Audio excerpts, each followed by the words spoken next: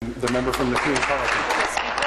I'd like to start question period off today by congratulating all municipal campaigns yesterday for a fine display of democracy. Also, I'd like to extend my congratulations to 3 former members of this Assembly who won in 3 of Ontario's major cities. In my own home city, former Cabinet Minister Jim Watson was re-elected.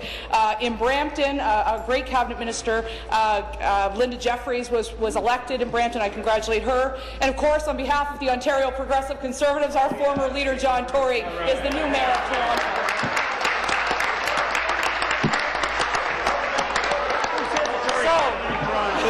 My first question is to the Minister of Northern Development and Mines. The Ring of Fire should be a beacon of economic growth and prosperity, not just for Northern Ontario, but for all Ontarians.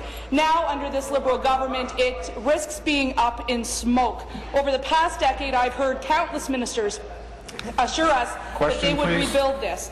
Why does this government say one thing in their budget about the Ring of Fire and do another thing day to day to compromise its success? Minister of Northern Development and Mines. Well, thank you very much, Mr. Speaker. There's no question, Mr. Speaker, that our government is very much leading the way in terms of the development of the Ring of Fire. And particularly over the past year, and may I say over the last 6 months, we've made very significant progress. We have put in place a Ring of Fire Infrastructure Development Corporation, something that will be tasked with bringing forward all the partners that can make transportation infrastructure decisions that obviously need to be made so the project can move forward. We have committed $1 billion to the transportation infrastructure, something that neither of those parties across the floor supported, which we put through in this summer's budget. And that is something that indeed we would love to have your support on, let alone the fact that the federal government should be joining us in matching those particular dollars. And may I say, thank you so much. Let me say also, the frame... Thank you. Thank you. And I'm going to ask the member from Renfrew to come to order. Supplementary. The fact of the matter is we have lost jobs in Sudbury, in Thunder Bay, and in Toronto as a result of inaction by your government, as a result of Cliffs pulling out a massive investment into our north. Among the many reasons for the ongoing failures of the projects in the Ring of Fire is the lack of agreements that have been settled upon between the Liberal government here and First Nations. And according to the Globe and Mail last month in September, Cliffs cited that the suspension of the project was due to numerous delays and difficult discussions with the provincial government, including the First Nations community, who have also said that they've scolded you for ignoring their interests with the new development corporation. The government talks a good game about economic development, infrastructure renewal, and working with First Nations, but we have seen time and time again over the past decade that you have lost your way on the Ring of Fire. Will the minister admit this is a $60 billion cut to the economy of this province and to Northerners? Thank you.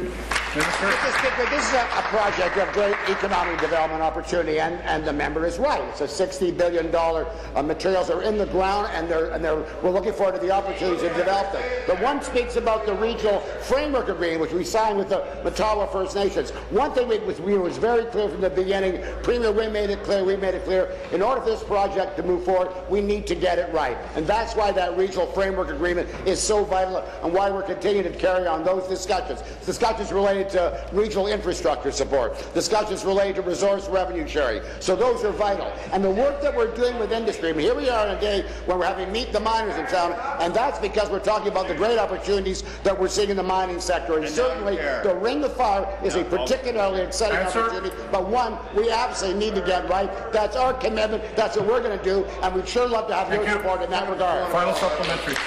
Well, the Ring of Fire is turning to the Ring of Smoke because of 7 years of inaction by this Liberal government. It's disappointing that there has been such little advancement on something so incredibly important to the economic development and economic growth of this province. Former Premier Dalton McGuinty once heralded this project as, and I quote, the most promising mining opportunity the country has seen in a century. Yet to date, it seems we are nowhere realizing a $60 billion investment into our province.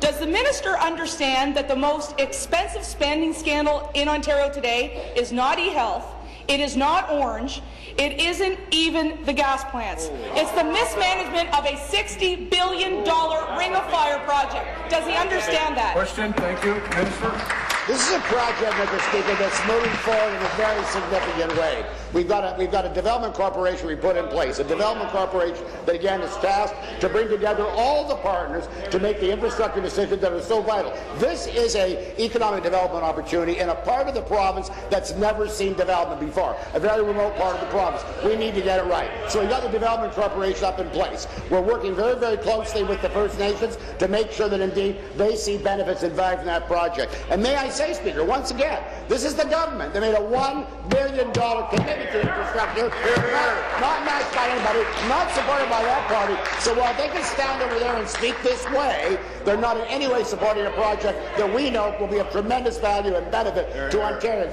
for generations to come. Thank you. New question.